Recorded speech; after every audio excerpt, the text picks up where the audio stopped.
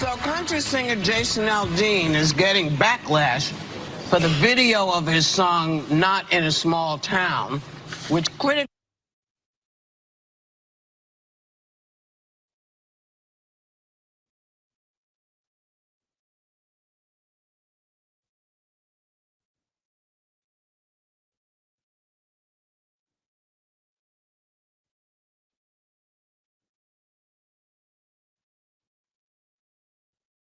So country singer Jason Aldeans is getting backlash for the video of his song Not in a Small Town, which critics are saying is racist. It's got lyrics, racist lyrics, and images. Aldeans says the song's about unity. Here's South Dakota Christian Nome defending him. Here's a clip.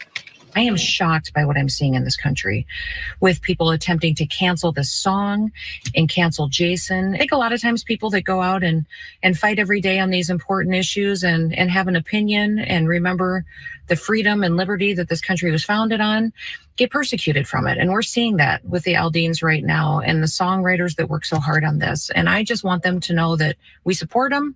We love them. Thank you for writing a song that America can get behind. And boy, keep singing, keep playing. And if you want to come to South Dakota, I'll let you play anywhere. You'll let them play anywhere? You own South Dakota now? Listen, you know, there are lyrics in the song, and I think, you know, he talks about life in a small town and it's different, you know, and he shows these images. He's got folks, Black Lives Matter movement, and he's talking about people taking care of each other. And I find it so interesting that it never occurred to Jason or the writers that that's what these folks were doing. They were taking care of the people in their town because they didn't like what they saw. Just like you talk about people taking care of each other in small towns. We do the same thing in big towns. And unfortunately, this became the #1 song on US iTunes. We have a problem in this country about race, and the biggest problem is we refuse to admit that it exists. Well, don't you think a a lot of this big city, small town business is racist, is about race? The cities have more black people than the small towns. I love our country. I want to see it restored to what it once was before all this bullshit started happening to us.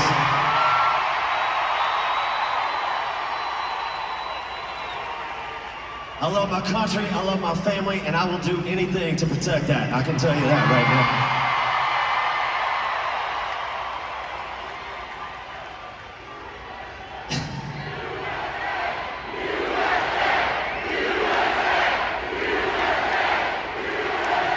But here's what I want to say. A lot of things out there, and one thing I love, you guys know how it is this day and age, cancel culture is a thing. That's something that if people don't like what you say, they try and make sure that they can cancel you, which means try and ruin your life, ruin everything. One thing I saw this week was a bunch of country music fans that could see through a lot of the bullshit, all right?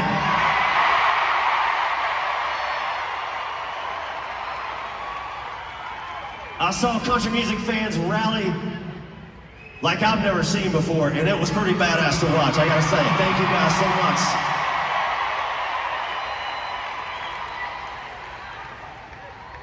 So I had people asking me, man, everything's going on with this song. Do you think you're gonna play it tonight? Do you think you're not gonna play it?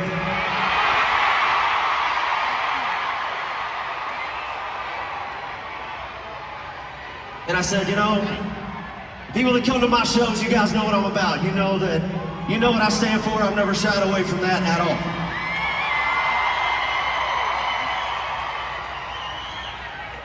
And I know a lot of you guys grew up like I did. You kind of had the same values, the same principles that I have, which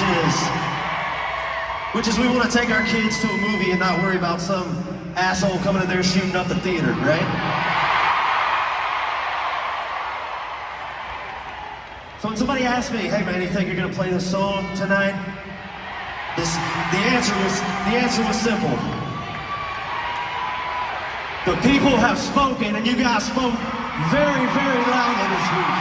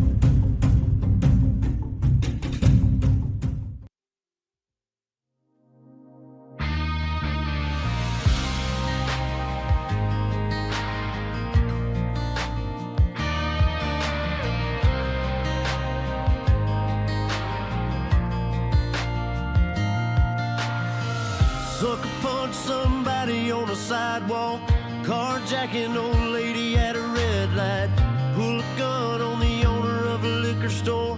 You think it's cool, act a fool if you like, cuss out a cop, spit in his face, stomp on the flag and light it up. Yeah, you think you're tough. Well, try that in a small town, see how far you make it down the road. Around here we take care of our own. You cross that line, it won't take long for you to find out. I recommend you don't. Try that in a small town.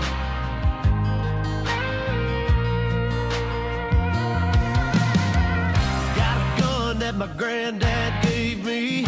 They say one day they're gonna round up. Well, that shit might fly in the city. Good luck, try that in a small town. See how far you make it down the road.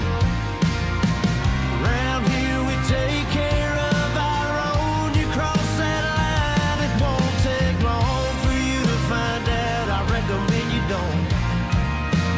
Try that in a small town full of good old boys, raised up right. If you're looking for a fight, try that in a small town.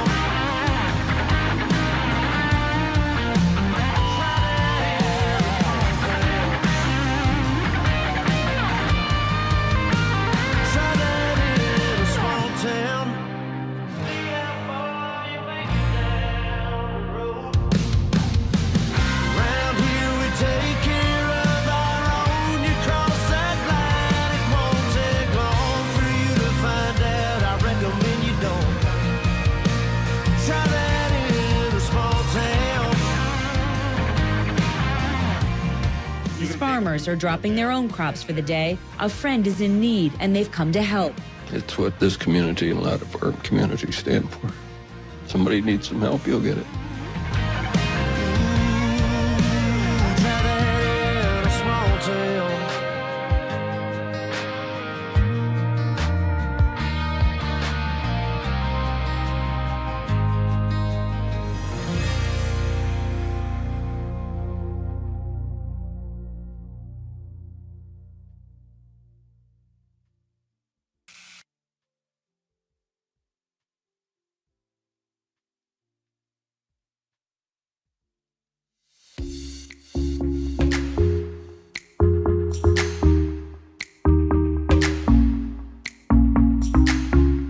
Woo! The American way. Welcome back to the Real Greg Kelly Show.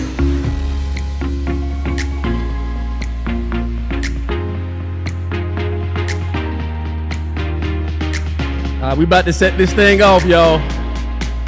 We about to set it off. Come on, let's get it.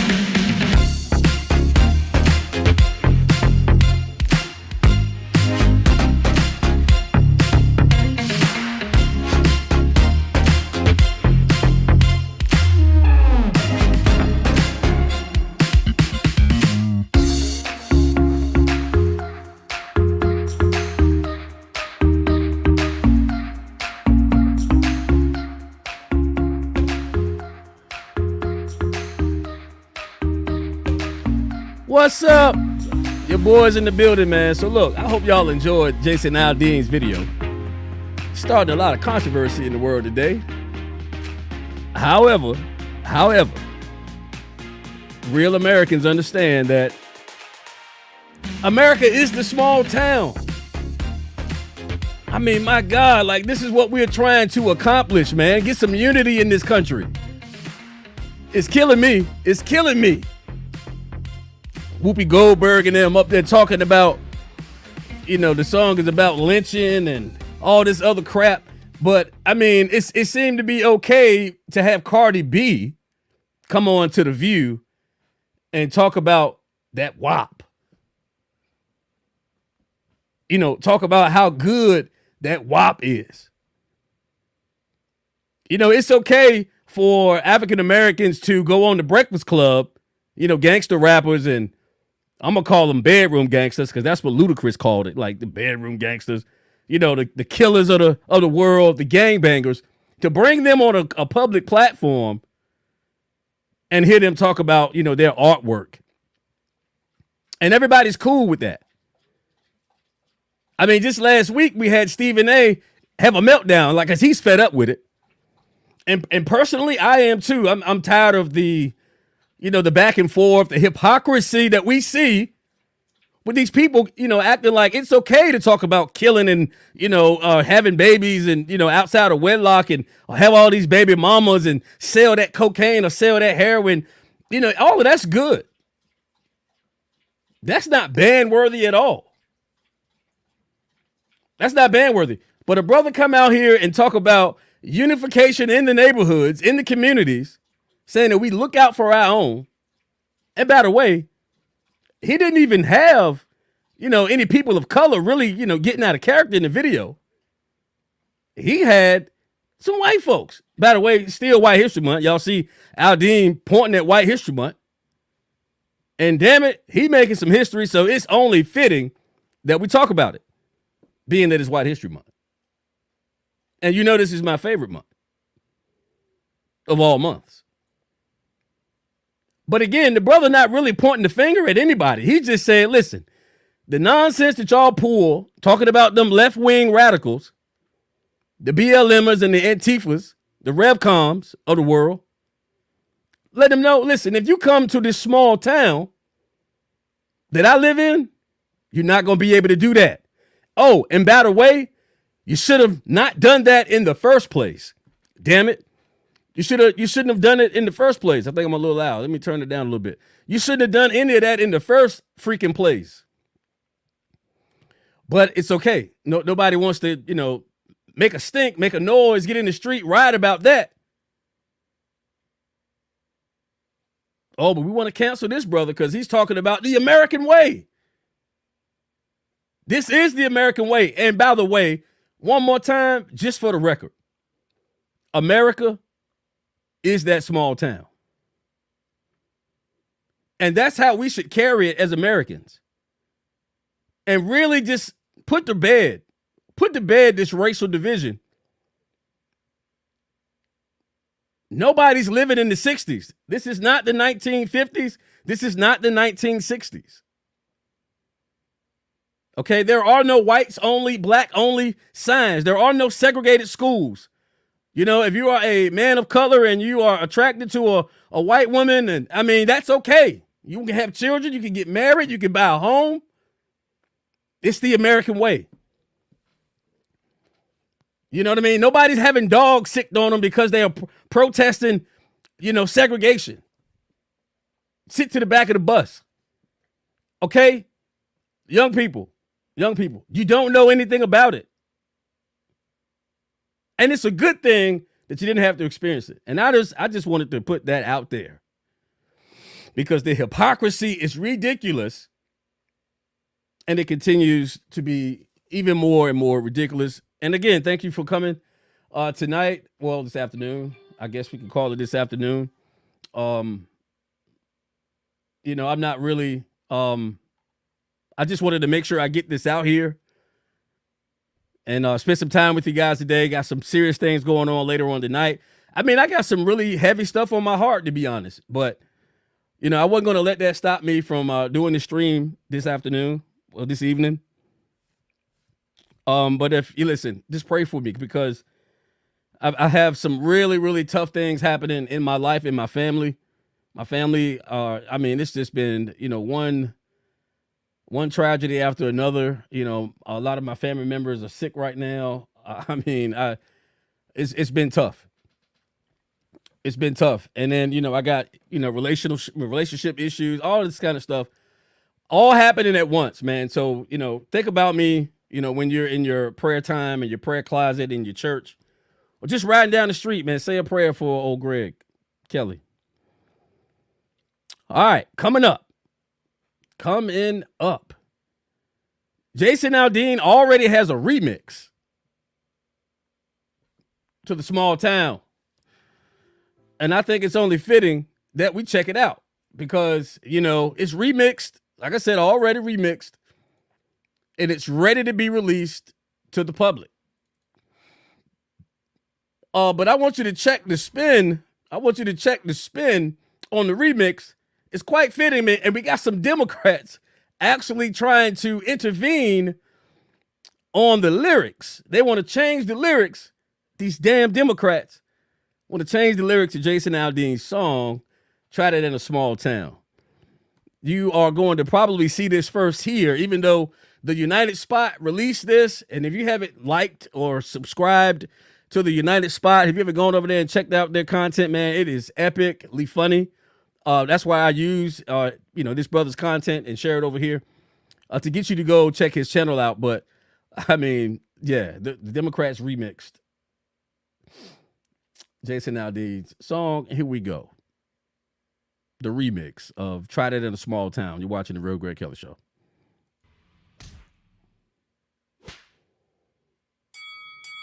All right, Jason. Let's take it from the top.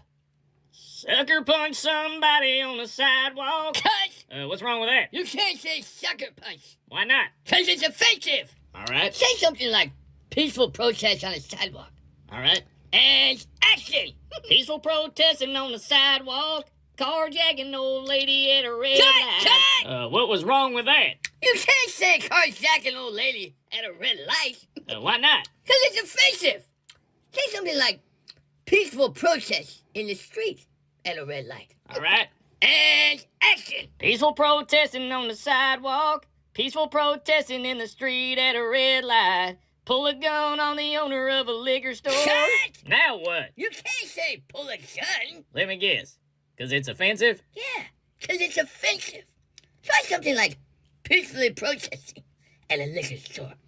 All right. And action! Peaceful protesting on the sidewalk. Peaceful protesting on the street at a red light. Peaceful protesting at a liquor store. You think it's cool to act a fool if you like.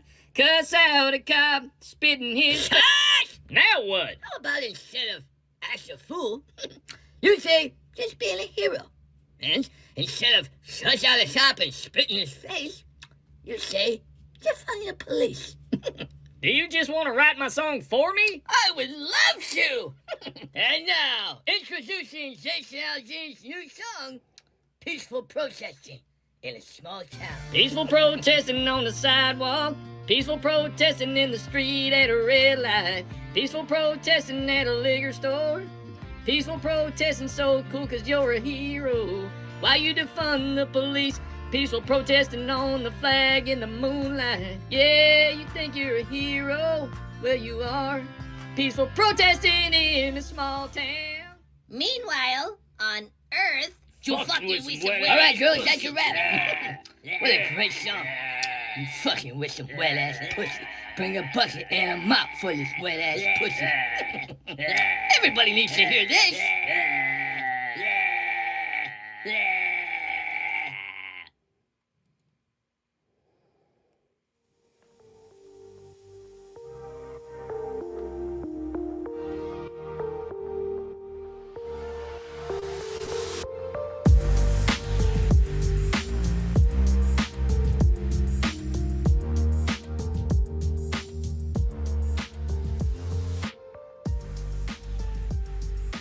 All right, get your mops out for that WAP.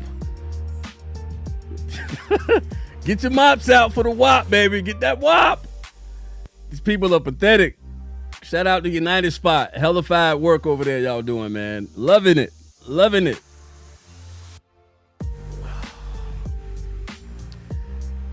All I appreciate y'all tuning in. So look.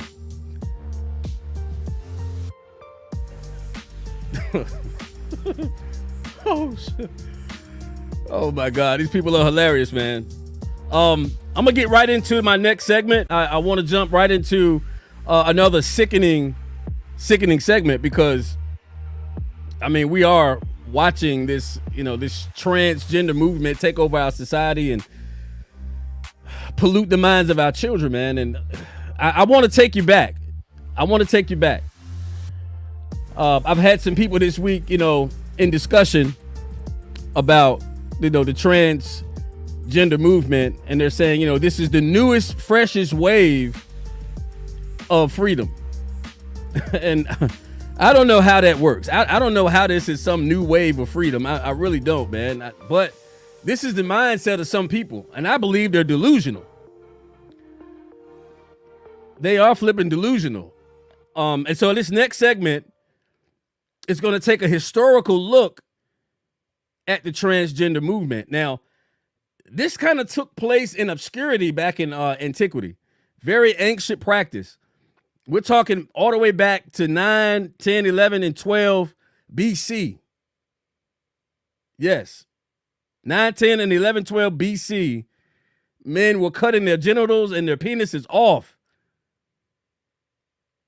in service to the government for all kinds of crazy, sick, twisted reasons. And I want you to see it, because please don't take my word for it. But when I tell you this is an ancient practice that has made its way back to the surface and is now being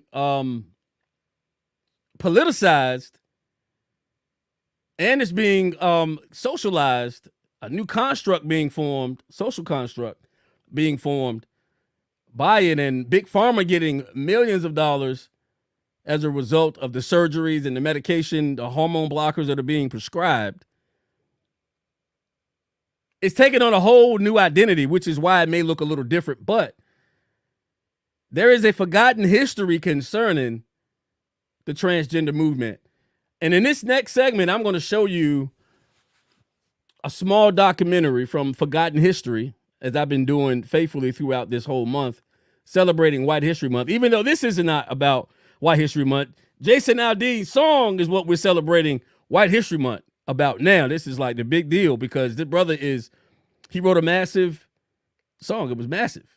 It touched the nerves of so many delusional people that it's historic. So that's what the White History Month is about today. But I want you to check out the history of the transgender movement. This is old school transgenderism. Literally, I'm talking about during biblical times, before biblical times, before those writings, people were practicing this. I want you to see it.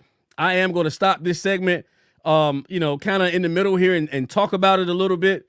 I got a flag for not doing that, but I know some of you just like to watch the information and not listen to me talk. So I'll keep it to a bare minimum. I just don't want to get another strike. But check this out. The forgotten history of eunuchsism, which is what it was called back in the day. You were a eunuch, and it was actually looked at as a good thing. You're watching the Real Greg Kelly Show, and you will be enlightened by this video. Stay with us.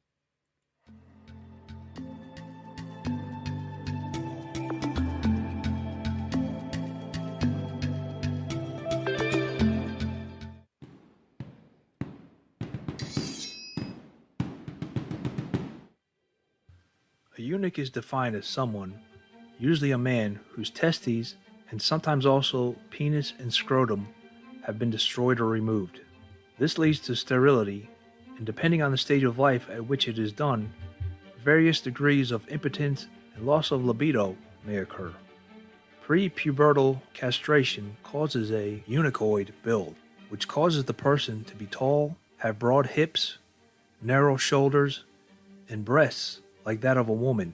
Secondary sexual characteristics effects, such as small genitals, lack of beard, and an unbroken voice may also occur. Castration after puberty does not lead to degeneration of secondary sexual characteristics. The build remains unchanged, and the reduction of sexual activity is unpredictable. Although sterile, castrate may remain potent for a year or longer, and some even retain libido throughout their lives. There is a reduction in aggression, but other abnormalities of the psyche are usually representative of a psychological reaction to forced castration and the accompanying humiliation and rejection by the community, in addition to the effects of hormonal deprivation. So we're able to see, even historically, there were signs that cutting off a man's genitals or cutting off a man's, his penis and, his scrotum sac, that it had psychological effects, it had physical effects, and even society shunned it. But now they're saying to shun this is somehow unethical and it's uninclusive. I disagree. So where were the eunuchs prevalent in ancient times? Against whom were these procedures taken upon? And why?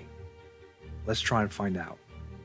Hello, I'm Mike Droberg, Marine Corps veteran and filmmaker, and we will try to answer these questions on today's episode of Forgotten History.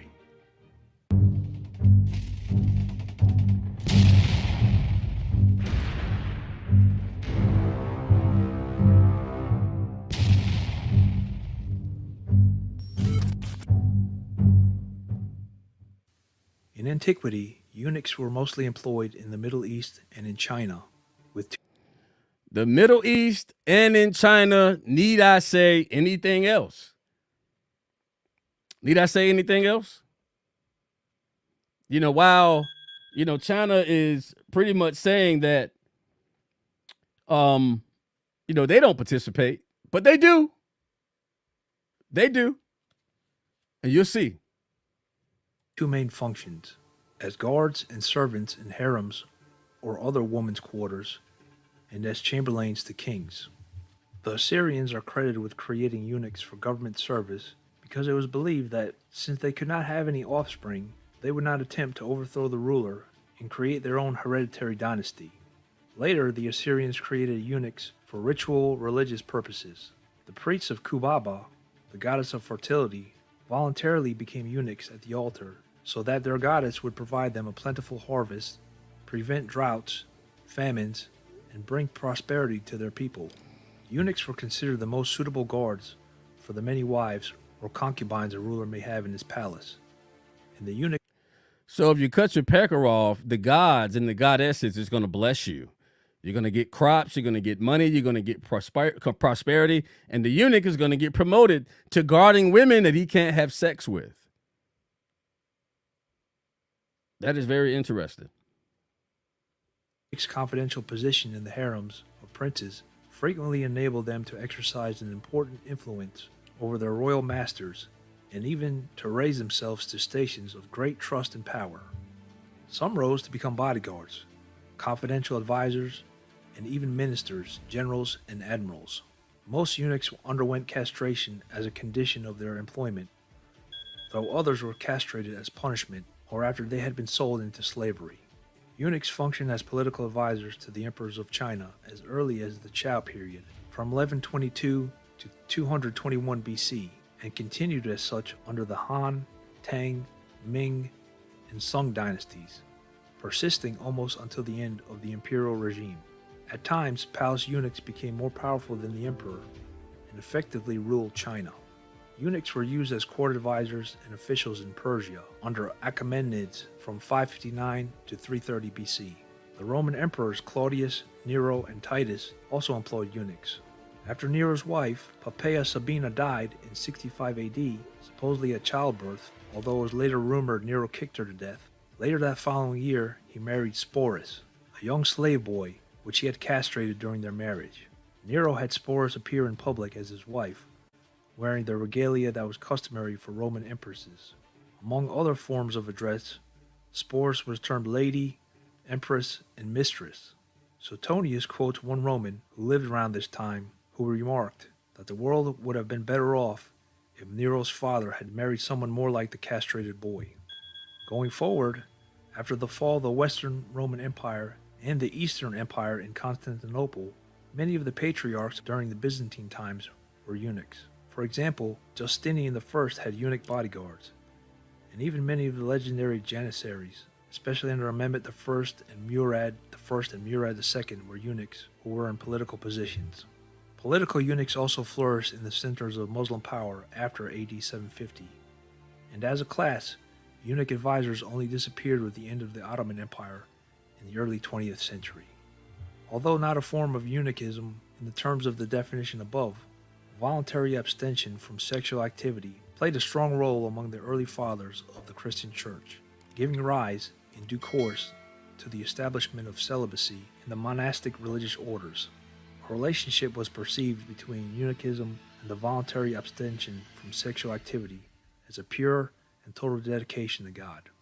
An interpretation of the Gospel of Matthew 19:12, which reads, "For there are eunuchs who are born that way, and there are eunuchs who have been made eunuchs by others, and there are those who choose to live like eunuchs for the sake of the kingdom of heaven.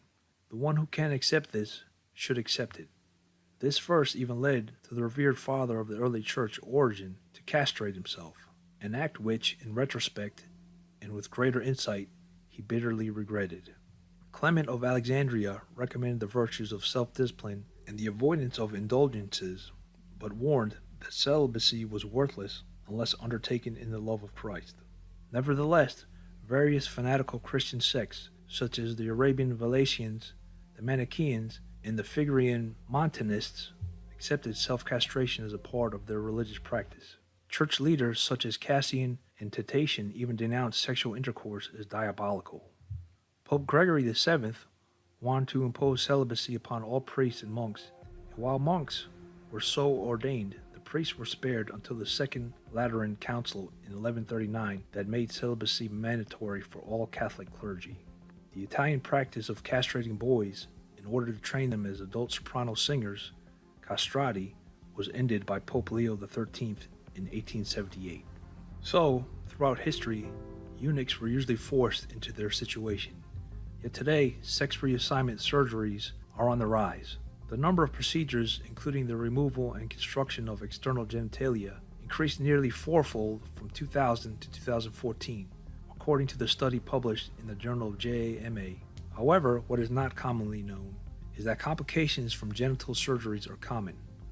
A California study found that a quarter of the 869 vaginoplasty patients had surgical complications so severe that they had to be hospitalized again. Furthermore, Joseph Backholm, president of the Family Policy Institute of Washington, said there is no conclusive evidence that these procedures lead to beneficial outcomes for transgender patients. People who go through gender masking surgeries still experience disproportionate levels of stress, anxiety, and suicidality, Mr. Backholm said. It calls into question whether rushing into this is actually helpful. Scarier still, thousands of youths are lining up for gender-affirming care. Parents must make decisions about life-altering treatments that have little scientific evidence of their long-term safety and efficacy. While also, the number of gender clinics treating children in the United States has grown from 0 to more than 100 in the past 15 years. Puberty blockers and sex hormones do not have the U.S. Food and Drug Administration approval for children's gender care. No clinical trials have established their safety for such off-label use. The drug's long-term effects on fertility and sexual function remain uncleared. And in 2016, the FDA ordered makers of puberty blockers to add a warning about psychiatric problems to the drug's label after the agency received several reports of suicidal thoughts in children who were taking them. More broadly, no large-scale studies have tracked people who received gender-related medical care as children to determine how many remained satisfied with their treatment as they aged and how many eventually regretted transitioning. The same lack of clarity holds true for the contentious issue of detransitioning when a patient stops or reverses the transition process.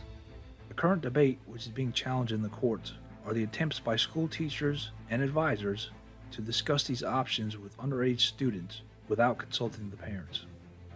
So in conclusion, we have gone from an era of castration being forced upon slaves to now allowing the castration of our children. Children under the age of 18 cannot get tattoos, vote, buy firearms, or purchase alcohol or cigarettes. But some people think they are capable of making these life-altering decisions. Thank you for watching Forgotten History. Please like, share, and subscribe. If you have any comments or show ideas, we'd love to hear from you. Thanks again.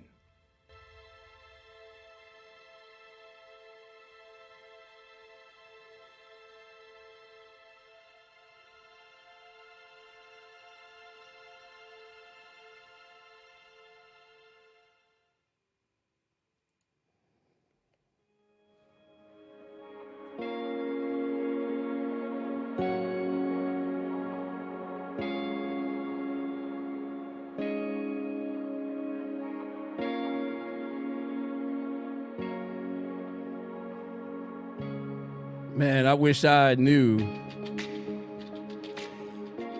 just where these people get the idea that all of this stuff is okay. I mean, it's really heartbreaking. It really is. It is really, really heartbreaking.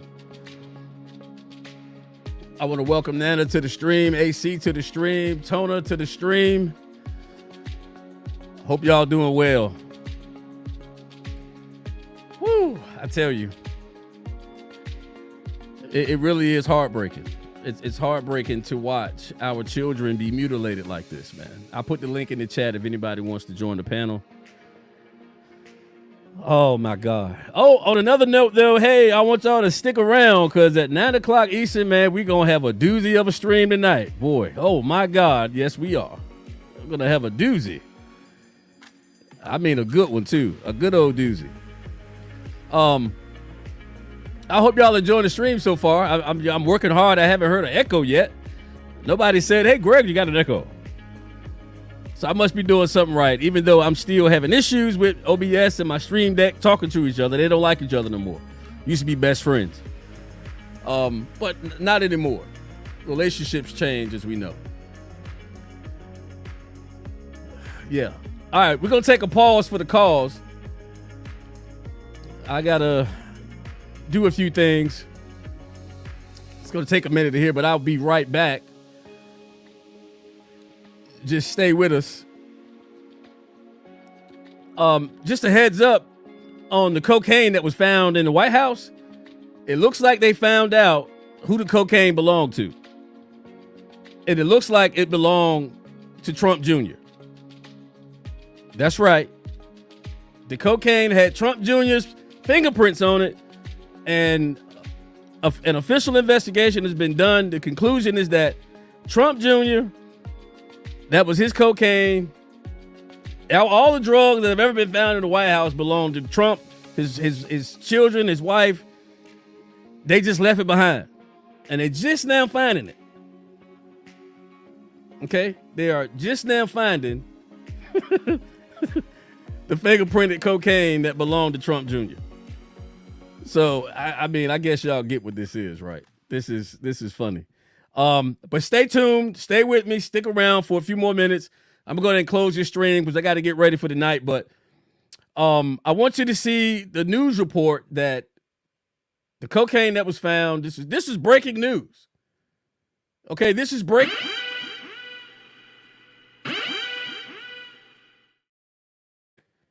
It's not on the radio. It's not anywhere. It's not on TV. It's not on CNN. It's not on MSNBC, CBS. It's not on any other news network. You can only find this information here at The Real Greg Kelly Show. And you are about to partake of it. All right. I appreciate you watching. I appreciate you sticking around. I love you guys. Here we go. The coke belongs to Trump Jr.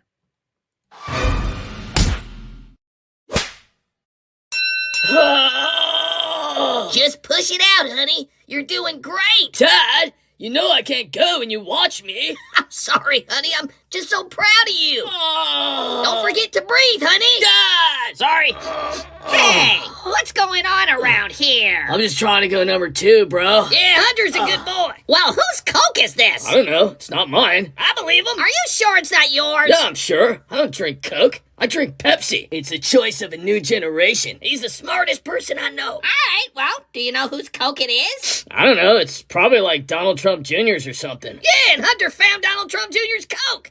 Hunter solved the case. You're a hero, Hunter. Thank you for your service. Hey, it's what I do. Breaking news! Donald Trump Jr.'s coke was found by hero Hunter Biden in the White House library just seconds ago. Breaking news! Donald Trump Jr. leaves his coke in the White House library. Investigations are underway as the world waits in fear. Breaking news! Twice impeached President Donald Trump's son, Donald Jr., leaves his coke in the White House library. A candlelight visual will be held tonight in honor of the victims! I almost died! I mean, like, that could have, like, totally been me in that library. Why does this keep happening to me? Truly the darkest day in American history. It's horrible. I mean, what kind of monster just leaves coke lying around in a library? Can't have criminals like that just walking around. And that's why I'm launching a full taxpayer-funded investigation on this right away. Donald Trump will be arrested for this! Page 45! So there I was, just being a hero and everything, when all of a sudden I found Donald Trump Jr.'s coke stash in the White House library. And I just did what any hero would do, and I turned it in. Yeah, my son's a good boy. I mean, he's gonna get the Medal of Honor for this one. my boy's a hero. Breaking news! Donald Trump Jr. has been arrested! And in other news, Hunter Biden receives the Medal of Honor. Way to go, buddy!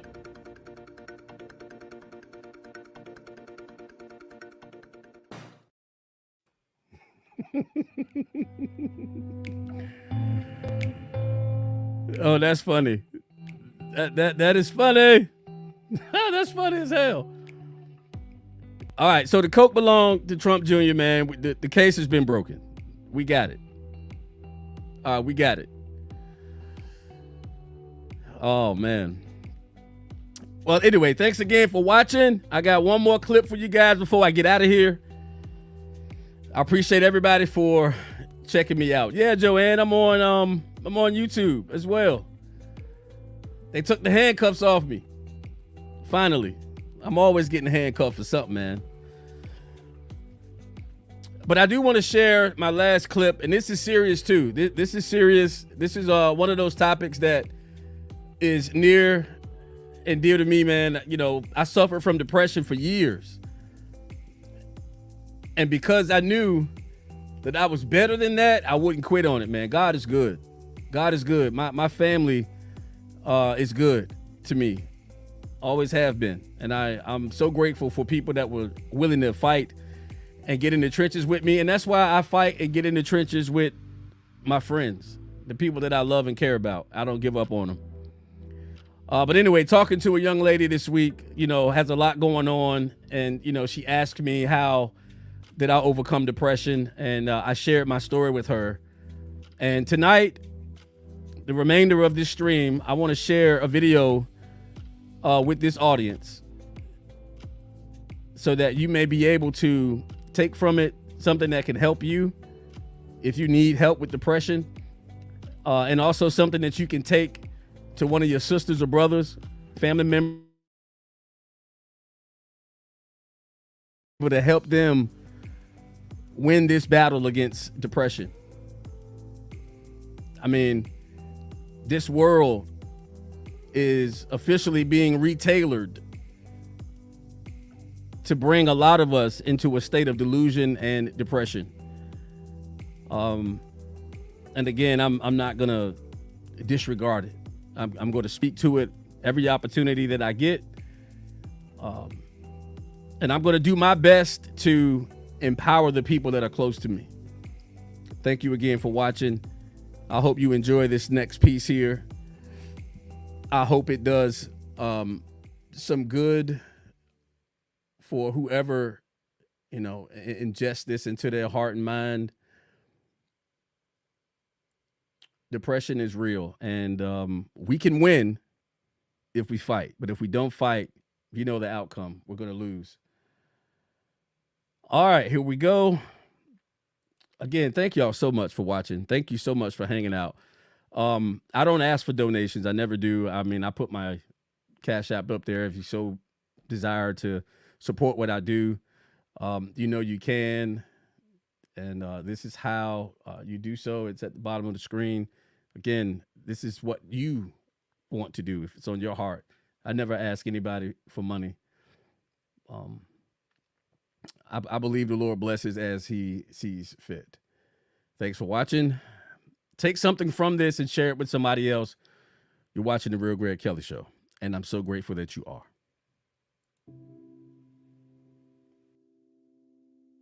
When you are depressed, you don't want to get out of bed.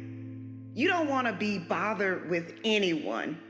But overcoming depression is going to require that you get up and engage with life again. When you are feeling down, the worst thing you can do is isolate yourself, because isolation actually intensifies sadness. So I recommend finding a distraction that will shift your energy. Beginning in my early 20s, I began to notice some of the symptoms of mild depression. For years, I struggled with worry, anxiety, and feelings of hopelessness. Whenever I experienced a minor setback, I would be hard on myself and I would become extremely discouraged. For some reason, it was hard for me to believe that I could get through difficult situations. I know from personal experience that depression has a way of transforming a typically happy and outgoing person into someone who is sad, withdrawn, and frustrated with life. But my background and my expertise didn't stop me from encountering my own dark moments that even my family and close friends knew nothing about. And I didn't just feel down every now and then. I went through depression. I went through a persistent feeling of sadness and hopelessness. I lost interest in many of the things that I previously enjoyed, and I honestly felt like my family and friends would be better off without me. I felt like a failure. I felt insufficient. I felt like I couldn't take life anymore. And so I know what it feels like to not want to get out of bed. I know what it feels like to experience deep and distressing hurt that seems impossible to push through. I had pretended to be happy for so long that no one would have believed me if I told them that I was struggling with depression. But now that I'm on the other side of it, I'm glad I didn't forfeit all that I've been able to experience and accomplish. So while you might feel discouraged, you don't have to be discouraged, because brighter days are coming. Because I always felt alone in my battle, I didn't realize just how common depression was. I had no idea that 1 out of 10 people will experience depression during their lifetime. Do me a favor. Check on the people who are close to you. In most instances, the people who appear happy and appear strong are rarely asked how they are doing, because people assume their lives are perfect. You may not have considered this, but sometimes the person who is smiling every time you see them is privately battling depression. And so the first step in overcoming depression is acknowledging that something must change. You cannot fix what you do not face. Suppression, denial, and pretending that everything is okay is not going to help you feel better. Yes, you can fool everyone else, but you can't fool yourself. You can't fool the person in the mirror, the person that you look at every single day. And I get it. When you appear to have it all together, it's not easy to let your guard down and say, hey, I'm struggling. I remember wondering how it was that I could lift everyone else up, but when it came to my own situation, I felt hopeless. But my situation began to improve only when I had the courage to confront the fact that I was not as happy as I appeared to be. I was suppressing the wound of rejection. I was suppressing childhood trauma, and I was harboring anger. So let me say this: uprooting anger and bitterness is not an easy thing to do. But at the end of the day, holding on to it does impact your physical, emotional, and mental health. So I say today, let it go. Let it go. I knew that I could no longer hold on to the anger that I was harboring because it was literally stealing my joy. And so today, I say, I want you to set yourself free. Set yourself free from the emotional turmoil that has been disrupting your peace. So after finally overcoming depression, I promised myself that I would put in the work necessary to experience authentic happiness. Not happiness based upon my circumstances, but happiness based upon a personal decision. And so now I'm mindful of when I'm feeling overwhelmed, when I need to take a mental break, or when I need to utilize my support system. I'm challenging you to refuse to succumb to the negative thoughts that attempt to make you feel like your life will never get better. Remind yourself that you deserve to be happy and that your life will get better. When you are depressed, you don't want to get out of bed. You don't want to be bothered with anyone. So I recommend finding a distraction that will shift your energy. You could turn on some uplifting music, watch an inspirational video, go for a walk, or call someone who will make you laugh.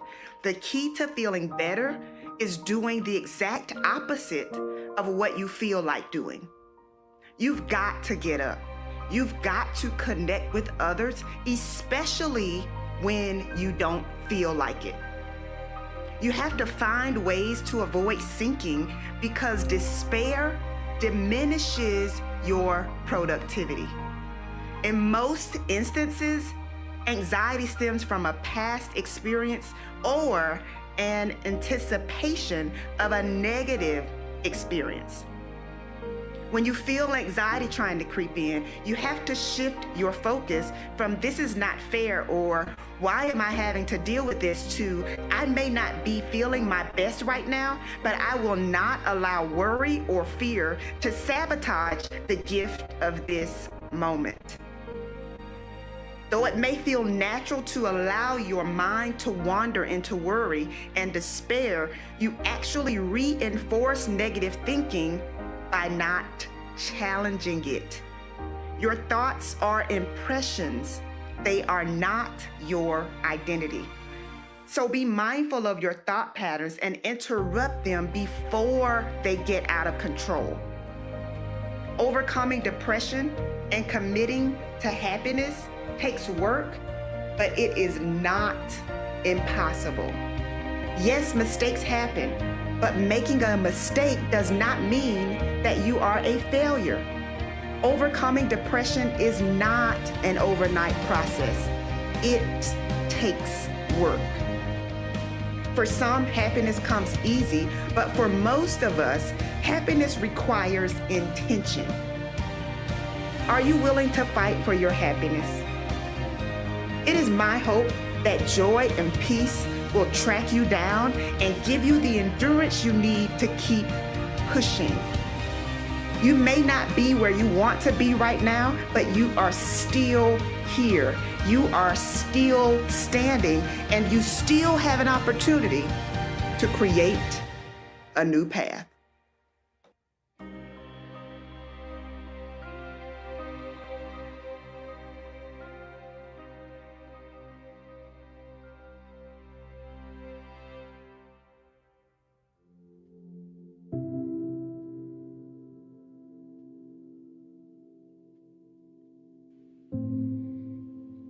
Feel free to take down those tags in her location. She's awesome. Make sure you go over and give her a subscription too. She's awesome. Go check her out.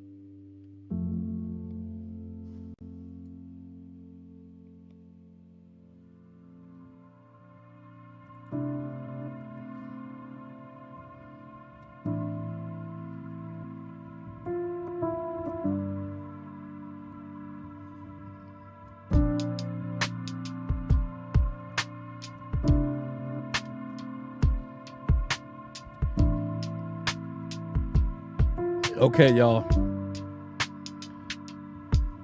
All right. I appreciate it. Thanks for hanging with me today, and I'm hoping that you guys got something from that.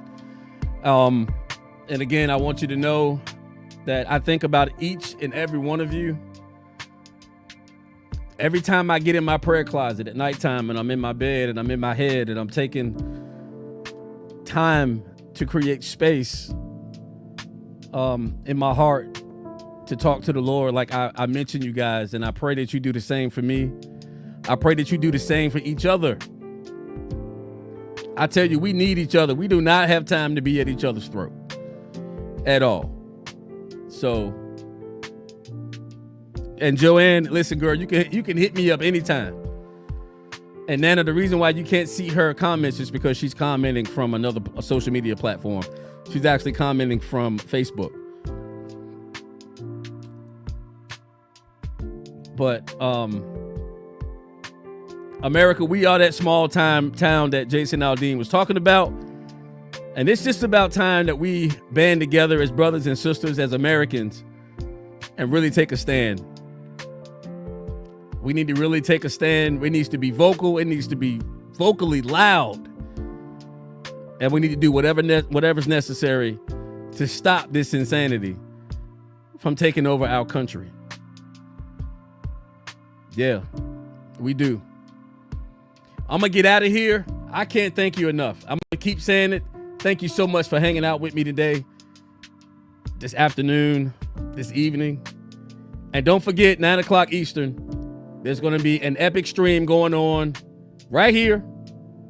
I may stream it here, but you're going to see it. Okay, I can't give you any details whatsoever because I might get beat up. And I don't want that. But we're going to go out the same way that we came in. We're going to do it a little different, though. This time I'm not going to add a whole bunch of extra stuff to it. But yeah, we're going to go out the same way we came in. And we're going to celebrate America. We're going to celebrate this great artist. We're going to continue to celebrate White History Month. Yeah, Joker, you're right. It would be considered racist if I go out the same way I came in. But I don't give a damn. And I love Salty Cracker. Joanne, I sure do. Love Salty Cracker. That's my boy right there. All right, we're going to go out the same way we came in. Thank you so much for watching The Real Greg Kelly Show. I'm going to catch you on the next one. I got AC backstage. We're going to chop it up. I love y'all. I will see y'all again next week. All right? Try that shit in a small town.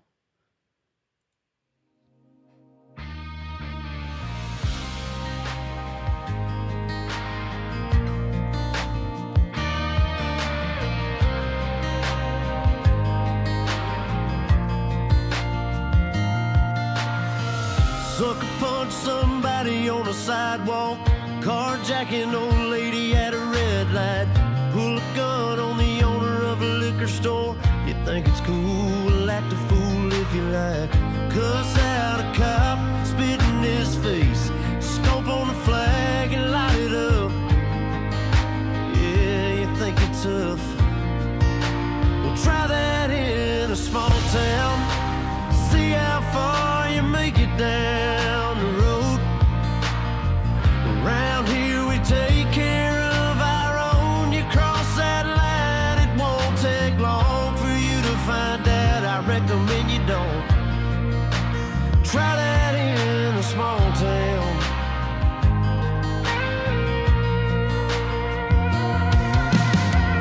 Got a gun that my granddad gave me. They say one day they're gonna round up. Well, that shit might fly in the city. Good luck, try that in a small town. See how far you make it down the road. Around here we take care of our own. You cross that line, it won't take long for you to find out. I recommend you don't try that in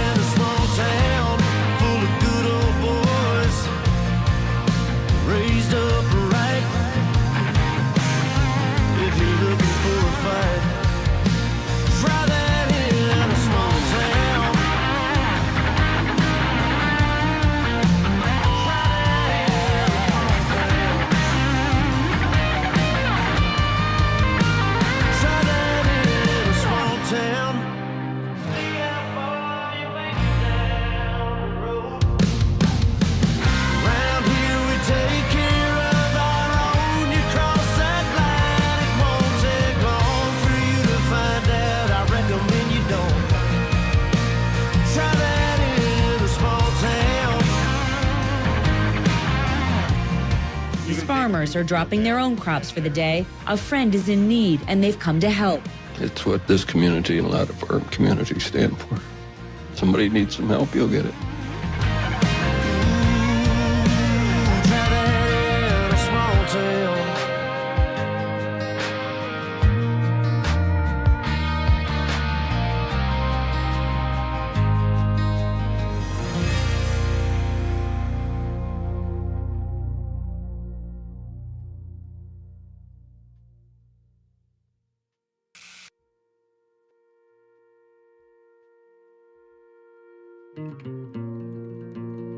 My bad. Had it muted. I'm out. Love y'all, man. See you next time. Peace.